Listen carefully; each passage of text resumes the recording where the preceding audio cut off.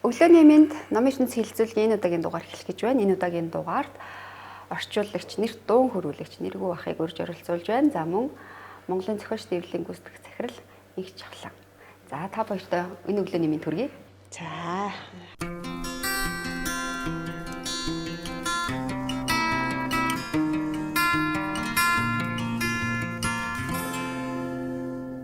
За тэгэхээр ойрын үе зохиолчдын эвлэлээр бас сонир сайхан ихтэй байх шиг байна. Тэгэхээр Инх Чавлан ихээс яриагаа эхлэе гэж бодож байна. Чөлөө зохиолчдын эвлэл, Монголын зохиолчдын эвлэл одоо нэгдлээ гэдэг бас энэ мэдээ зохиолчдод донд төгөж байна. Тэгэхээр энэ одоо сонир сайхнаас яриагаа эхлэе гэж бодож байна. Монголын зохиолчдын эвлэлийн их чуулганаар одоо 2021 оны 10 дугаар сард зохиолчдын эвлэлийн одоо удирдах зөвлөл буюу удирдлага бүрэн бүрэлдэхүүнээр ер нь бол өөрчлөгдсөн. За яруу найрагч Болорцомын хошоо эзэн Баярхүүгийн Ичээ орлол удирдах зөвлөлийн дараагаар сонгогдсон байгаа. Тэгэхээр шинэ удирдах зөвлөлөөс баримталж байгаа нэг л зарчим бий. Энэ бол зах зээлийн эдийн засгийн нийгэмд Монголын одоо зохиолчдын байгууллагыг хэрхэн аль нэгэн улс төрийн нам хүчнээс хараат бусаар цэвэр одоо уран зохиолын төлөө гэсэн нэгдсэн одоо үндсэн гол зарчмын дагуу тийм ээ үндсэн гол эрх ашигын төлөө замнаж явах вэ гэдэг чиг зүгийг нь гаргах ёстой байна. Тэгээ энэ дээр бол ингээд уран бүтээлчдийг нийтгэх ёстой байна гэсэн бодлого явуулж байгаа. Тэр үүднээсээ одоо бид нэр орон нутгийн салбар зөвлөлүүдтэй судалгаа санал асуулга аваад байна. Монголын зохиолчдын эвлэлийн гишүүдийнхээ одоо бүртгэлийг шинчилж байна. За зарим одоо гээс өргөдүүлсэн гишүүдэд үнэмлэх шинээр олгож байна. За тэн дээрээ энэ одоо цаг үеийн буюу энэ үеийн удирдлагын одоо баримтлах зарчмыг бол ердөө л 3 үгээр л томьёолсон. Сэтгэлгээний эрх чөлөө гэдэг. Бид их уран зохиол сэтгэлгээний эрх чөлөөний төлөө л байх ёстой. За бусд нь бол одоо ингээд зах зээлийн нийгмийн зарчмаараа явах ёстой тийм ээ. Түүнээс одоо анх манай байгууллагыг байгуулсан үүсэн байгуулагдсан болоод өнгөрсөн цаг үеийн түүхийг сөхөөд харах юм бол үндсэндээ одоо нэг намын үзэл сурталыг олон нийтэд түгээх, дэлгэрүүлэх бас соён гэгэрүүлэх гэдэг үүргийг хүлээж явлаа л да. Тэгвэл одоо Монголын зохиолчдын эвлэл ямар байх вэ гэдэг дээр бид нар бас эргэж харж байгаа. Бидний ерөөсөө л мөнхийн эрх ашиг бол үндэсний уран зохиолыг хөгжүүлэх. Энэ л асуудал байгаа юм л да. Тэгээд Монгол улсын ерөнхийлөгчийн зүгээс Монголын ард түмний эв нэгдлийг илэрхийлэгч тийм ээ гэдэг утгаараа хоёр зохиолчдын байгууллагууд бол ингээд эвлэлт нь нэгдээч хоорондоо ярилцаач гэдэг саналыг бол тавьсан. За энэ дагуу бол хоёр талаас ажлын хэсэг байгуулагдаад тэгээд эхний хилцэл тохирогоо хийсэн. Монголын зохиолчдын эвлэлийн ажлын хэсгийн зүгээс баримталж байгаа ганц л зарчим бий. Бид дүрмийнхээ дагуу энэ бүх үйл ажиллагааг одоо зохион байгуулах болно. Энэ дээр бас Нэргүү ах ямар байр суурьтай вэ? Одоо ингээд Ахмад зохиолч хувьд гэж бас асууя те. Бидний сонгосон 90 онд орсон нийгэм бол угаасаа л нэг тийм төвлөрсөн эдийн засгаар засгийн удирдлагаар дарлуулахгүй. Улс төрийн үзэл бодлоо нэг үзэл бодлоор дарлуулахгүй. Гол нь тийм олон талд ажил ажиллагаа явуулах. Тэрэн дотор мөн оюун санааны эрхчлөлтэй. 90 онд сэтгэлийн хөөрлөөр дэвж нэг хэсэг улсуудыг гаргахад би өгнөх баярлж ирсэн. За одоо яамаа та. Нэг хэсгэн дээр социалист реализм авчих нь. Нөгөө хэсгэн зүгээр реализм авчих нь. Нөгөө хэсэг нь одоо юу гэдгийг тэр одоо ястай арванчтай хөтлөгдөг. Гэсэн чинь тэр гарч явсан улсууд ч тиймэрхүү юм хийж чадаагүй.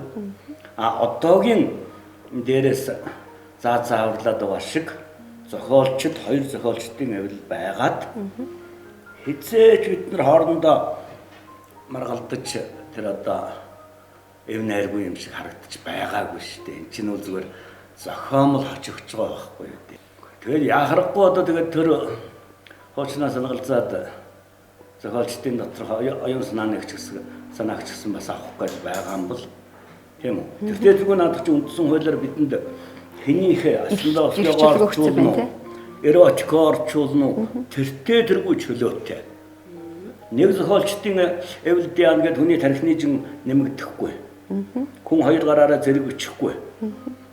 Тэгэл бичдэг гараараа нэгээр л бичнэ.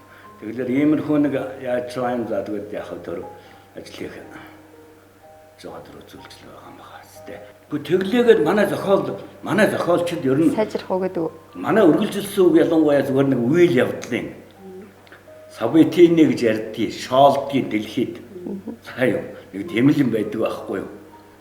Нэгчлээгээд тийм үү? Сайжирчвал сайл байна. Сайжирчвал сайл байна.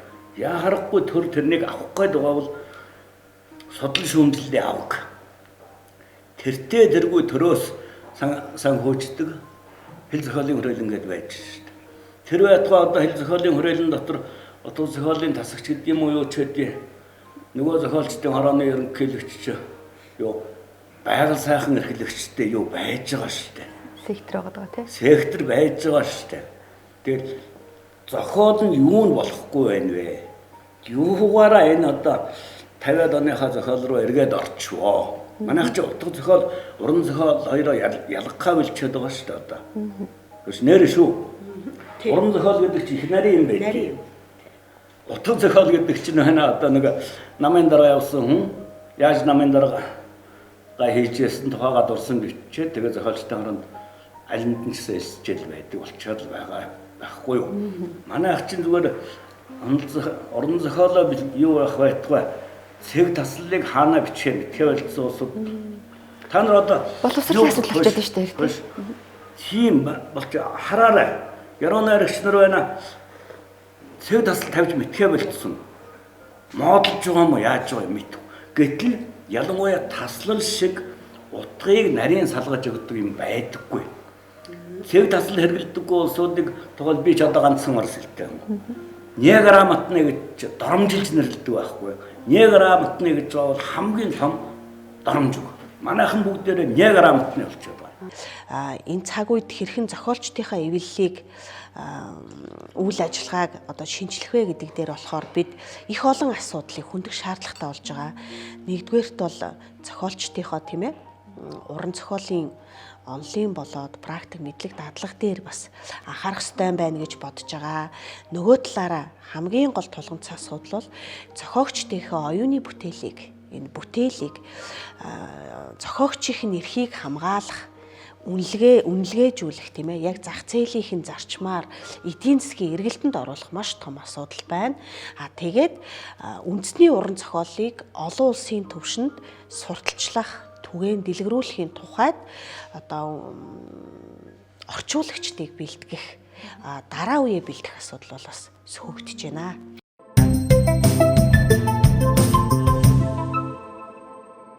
Тэгээ магадгүй нөгөө илсэж байгаа гишүүд нь бас ямар одоо байх юм гэдэг бүтээлээс нь бас харах юм уу яах юм бас нэг авч үзэх шаардлага гарч байна тийм. 1990 оноос хойш Монголын зохиолчдын эвлэл бол нийгэмд үйлчилдэг төрийн бас байгууллагын статустай үйл ажиллагаа явуулж байгаа.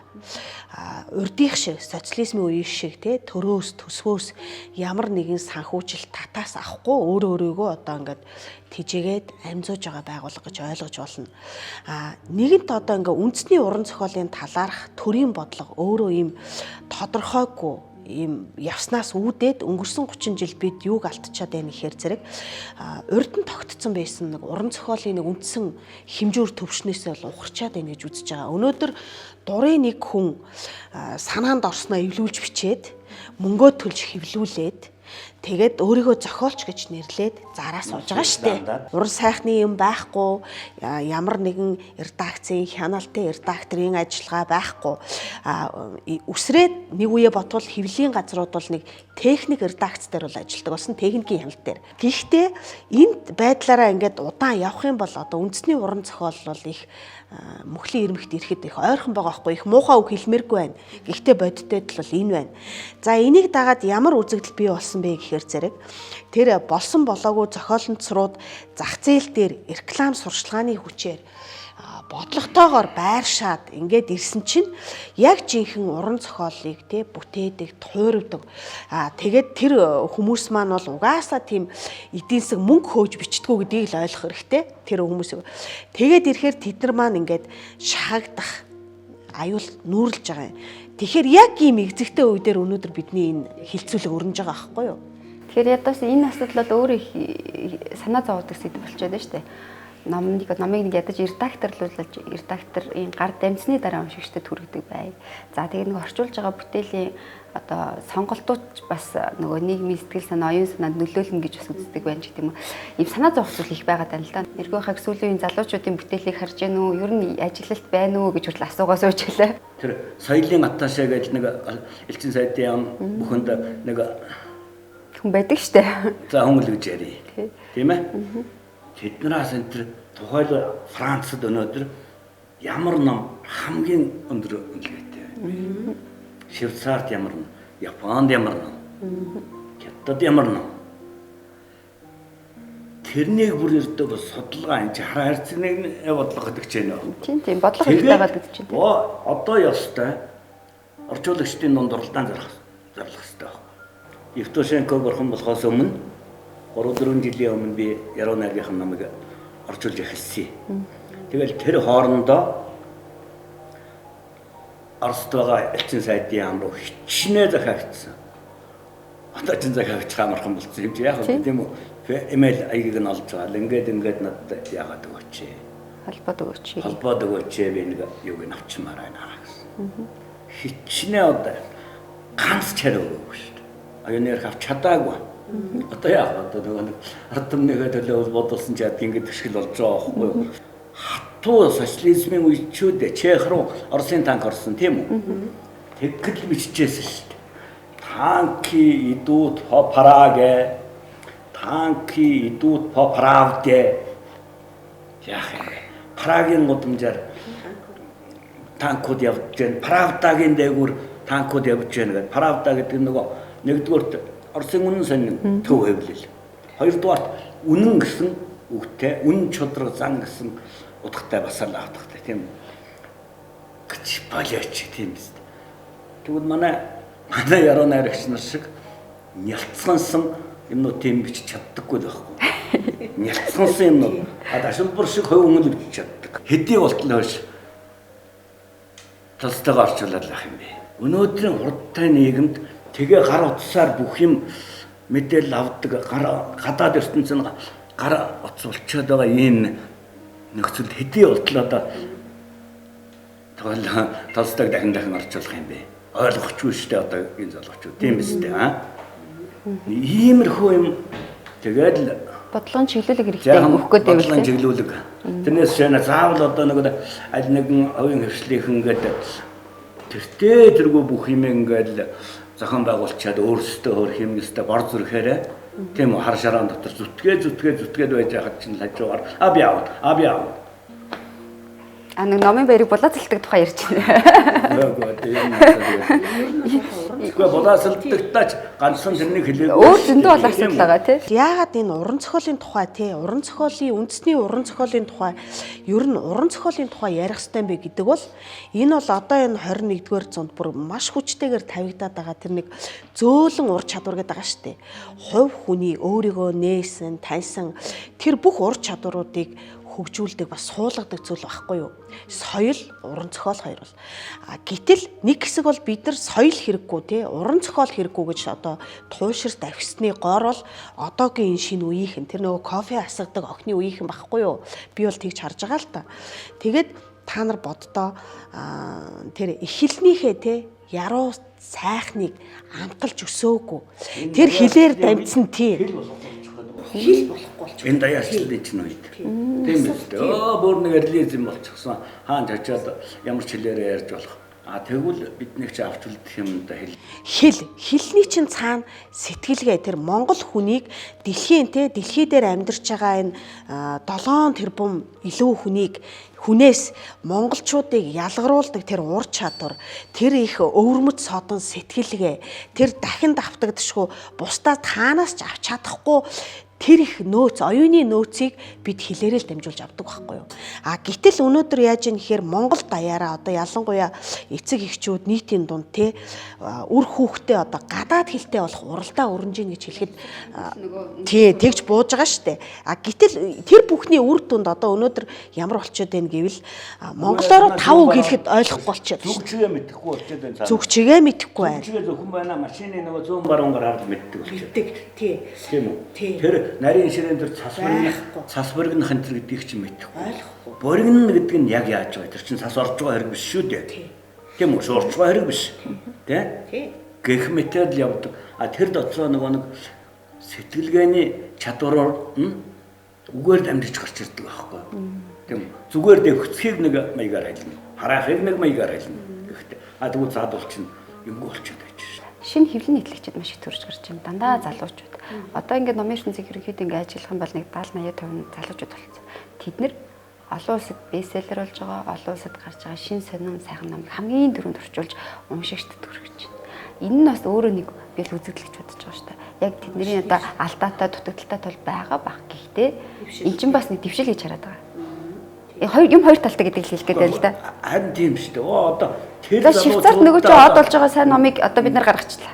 Францад тэгж байгаа номыг гаргачлаа. За одоо дайн болж байна. Дайнтай зэрэгцээд одоо яг л одоо болж байгаа үйл явдалтай холбоотой номыг гаргачих. Одоо ёстой улс байна. Хэвлэгт нь ёстой 3% зээл юутай. Тийм. Гол нь тэр ч дээ оюуны салбарын хөрөнгө оруулалт ердөө л энэ байхгүй юу? Аливаа төрөл оршин бай гэвэл үндэснээ тийм үү хүчрэхийг илүү цаг үедээ чадвартай болгоё гэвэл хилэн дээр бол бодлого явахаас аргагүй байхгүй юу?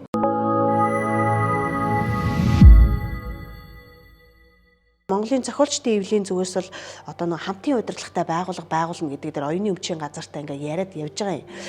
Өнөөдөр ямар болчиход байна вэ гэхээр зэрэг үндсэндээ зохиол гэдэг бол тийм үү зохиогч хүний тухайн хүний оюун санааны эрэлхийлэл тийм үү хайгуул ур чадварын үндсэн дээр авиас чадварын үндсэн дээр бий болж байгаа зүйл байхгүй юу тэр зохиолоос үүсмэл бүтээл төрн тийм ээ гэтэл өнөөдөр ингээд зүгээр нэг дууны шүлгэн дээр жишээ авъя л та манай дууны яруу найрагчид бол ингээд сайхан шүлгүүд хийдгээ. За тэр шүлэгт нь ая зохиогч ая хийгээд за дуучин дуулаад олны одоо танил болоод за тэгээд тоглолтоо ингээд тэр дууныхаа шүлгээр нэрлчээд зохиогч нь ингээд урилга өгөх гэхээр танд өгөх шаардлагагүй штэ гэх маягтай. Бараг тэр яруу найрагчийн бичсэн тэр сайхан үг те тэр дуучны тодтгол имиж тэр бүхэл одоо тэр тоглолтын орлогын баггүй хувийг бүрдүүлж яхад эргээд зохиогч үүсгдэг ажил бол тий бичдэггүй шүү дээ. За яг хөргөн зарим газар энэ бол нөгөө оюуны өмчийн тухай ойлголт те багтаа холбоотой. Үгүй энэ зориудын зөрчил гэж үзэж байгаа бид нар бол тий ялгаж салгаж мэддэггүйтэй бас холбоотой гэсэн бас нэг бас нэг тийм бүдүүлэг. Гэхдээ энэ дуучт бол юу гэдэг одоо тодорхойлж тий тийм болохоор Гэхдээ дуучид өөрийнхөө эрхийг хамгаалаад одоо эвлэлтэн нэгдээд одоо юу гэдгийг гар утасны оператор компаниудаас тийм үү өөрийн телефоны компаниудаас чинь дуугаа явуулахад мөнгө аваад байгаа шүү дээ. Тэгвэл тэр зохиогчийг марч ийн гэдэг бол энэ бол би зориудын их бүтүүлэг алдаа гэж харагдаж байгаа. Ёс зүйн зөрчил. Бас нэг зүйл байгаа. Одоо зохиолчдыг илэг барих хүмүүс их мундахгүй байдаг л да. Энэ бол одоо манай найруулагч жүжигчдэр их илэрдэг. За ийм зохиол бичүүл, ийм кино бичүүлээ. Ийм жүжиг бичүүлээгээд бичүүлчихэд бүх санаагаа гаргуул дөрүүд дээр ажиллуулчаал тэгээд нэг таны зохиолоор хийхэ боллоо гэл тэгэл цуцалчиж байгаа байхгүй ямар ч яриа хэлцлэхгүй. Тэгээд гарахаар яг тэр зохиолчийн анхны санаа ялгаа нь яасан дөрүүдийн нэр өөр тэгэл нэг тийм дүр хувирах хэлбэрийн төдий те өнгөн засал хийгээл өөрсдийнхээ олгол өмчлөө явчихж байгаа. Энэ бол адилхан уран бүтээлч хүмүүсийн хувьд бол одоо бас нэгнийхээ эрхийг зөрчиж байгаа үйлдэл байхгүй юу. Тэгээд энэ бол одоо их зүйл байгаа. Тэгээд хэвлийн газруудаа холбогдох харилцаан дээр бас энэ илэрч байгаа. Одоо 90-ад оны их үед одоо зах зээлийн нийгэм бас тогтоох докторж байгаа үед бол манай нэлээд авиаслаг те зохиолчдын үр хүүхдүүд байдаг юм уу, орчуулагчид зохиолчдын юуг нь магадгүй нэг ганц шил архины мөнгөөр ч юм уу зохиогчийн эрхийг нь худалдаад авсан хэвлэлийн газрууд ч биш дээ. Өнөөдөр бол хангалттай баяжаал явж гин тэр тухаас хүндэгдэхгүй л байна. Энэ бол эргээл бас л нэгсний оюуны хулгай дээрэм гэж үзэж байгаа байхгүй юу. Тэгэхээр бид бол энэ дээр үнэхээр төр бол оролцсон гэвэл бодлогоор оролцсон гэвэл уран зохиолыг дэмжих гээд байгаа гэдэг нь ийм эдийн засгийн хөшгөөрүүдийн эрх зүйн зохицуултуудыг нь л хийж өгнө. Түүнээс одоо та нар тийг ингэж бол заах бол ёсгүй шүү дээ. Гэхдээ одоо ингэж хэллээхэд магадгүй зарим хүмүүс гомдож магадгүй. Гэхдээ бид ямар цаг үед амьдарч байгаа вэ гэдгийг бол маш сайн бодох хэрэгтэй. Тэгэхээр яг энэ цаг үеийн эргээд энэ нийгмийн маань энэ ардчлан нийгмийнхээ бас давуу талыг бас уран бүтээлийн буюу соёлын бүтээлч үйлдвэрлэлийн салбарт гаргах хэрэгтэй, эрхийн нийтлэх хэрэгтэй. Гэтэл харамсалтай нь өнөөдөр эрх барьж байгаа болоод мөнгөтэй хүмүүсийн талд нь эрхэн давуу үйлчлээд яг одоо бүтээл туурагч уран бүтээлчдийн хувьд бол энэ эрх зүй харилцаанд тэнцвэргүй оролцож байгаад одоо хувь уран бүтээлчийн хувьд бол би их эмзэглэдэг байхгүй юу. Яг энэ нэг уншигчдын боловсролтой холбоотой гихчээр сүүлийн одоо 15 жил 16 дахь жилдээ бид нэр уншигчдыг бий болгохын төлөө ажиллаа. Одоо жоохон чиглүүлгийн ажлуудаас их бах хэмжээгээр хийх гээд хичээгээд явж байна те. Тэгэхээр энэ дээр ч гэсэн бид нар нэг юм үзэл санаа, бодол санаа одоо юу гэдэг бүх юмар ингэж нэгдчихэж дараагийн тэр залуучуудаа бид нэр юу уншуулах уу, ямар одоо Монголны боловсралтай байх уу гэдэг нь болж эхэлж байна те. Тэгэхээр тун удахгүй бас Номын Баяр 30 дахь 31 дахь удаа болох гэж байна. Нэргүй ах бүтээр бол муудалцаж танилцаад өнөөдөр хүртэл явлаа гэдэг шиг одоо ингэ явж байна. Инх жахлагч бүтээрээ бол одоо номыг редакторлохын тухайд хоёулаа санал бодол нэгдэж явсараас өнөөдөр энд ингэ сууж байна те. Тэгэхээр ерөнхийдөө бодол санаа нэгтэй хүмүүс. Гэхдээ энэ бодол санааг дахин түгэнд дэлгэрүүлэхэд бол бид нараас дахиад ажиллагаанууд хэрэгтэй. Тэгэхээр одоо ном хүлээгээд байна. Сахар өхөр тодоргүй үзүүлэгч нэг юм ярьдаг шүү дээ тийм үү? Манай нэг найз хүртэл ой тийм ном гарлаа шүү тийм толигч чи аав гэсэн чинь битгий солиор би юун дээр 5 сарын чинь юун дээр авна гэж байгаа шүү. Тэгэхээр энийг одоо мэдүүлэхэд бол хамтран ажиллацгаая. Нөгөө нэг яриад байдаг дистратагаар номыг сайхан бүтээжтэй уншигчдаас чанартай бүтээлийг хүргэцгээе гэдэг одоо уриалгаар энэ удаагийн ярилцлагаас өндөрлөе. Osprey Mongolia-гийн хамт олонны зүгээс тавталбас гарын бэлэг гэж байна. Osprey Mongolia. Osprey.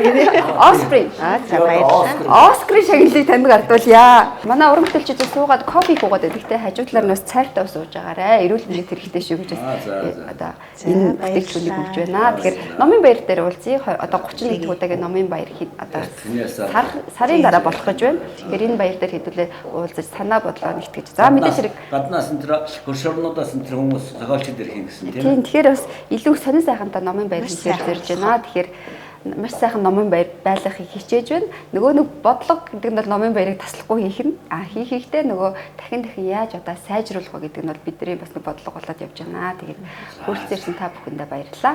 Номын Баяраар уулзъя. За бидний баярлалаа. Сайхан уулзъя.